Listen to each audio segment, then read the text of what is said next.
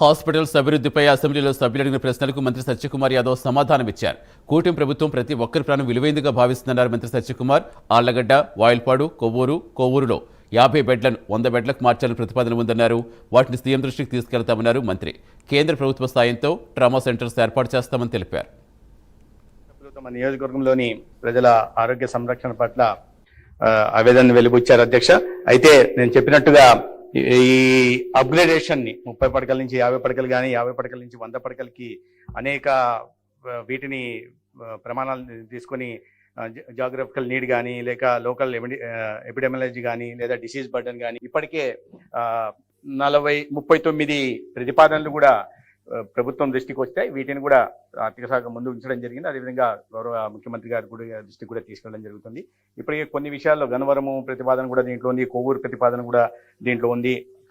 ఈ నెల్లూరు కోవూరు ప్రతిపాదన ఉంది. అదేవిధంగా గోదావరి జిల్లా ప్రతిపాదన కూడా దీంట్లో ఉంది అధ్యక్ష. అదేవిధంగా ట్రామా సెంటర్ల గురించి అడిగారు. కేంద్ర ప్రభుత్వం ఇటీవల బడ్జెట్లో ప్రతి 100 కిలోమీటర్లకి ఒక ట్రామా సెంటర్ను నిర్మించాలని ఒక ప్రతిపాదన చేసింది అధ్యక్ష. దాని కారణంగా 0 అవర్లో ఎవరు కూడా ప్రాణాలు కోల్పోవడం, ఇప్పటికే STEMI segment elevated myocardial infarction కార్యక్రమం ద్వారా 0 అవర్లో ప్రాణాలను కాపాడే ప్రయత్నం చేస్తున్నాం. అదేవిధంగా ట్రామా సెంటర్లు కూడా కేంద్రం నుంచి కూడా సహకారం అందిస్తుంది కాబట్టి ఖచ్చితంగా గౌరవ శాసనసభ్యుల కోరిక మేరకు ఆ ఆసుపత్రుల్లో ట్రామా సెంటర్లు నిర్మాణం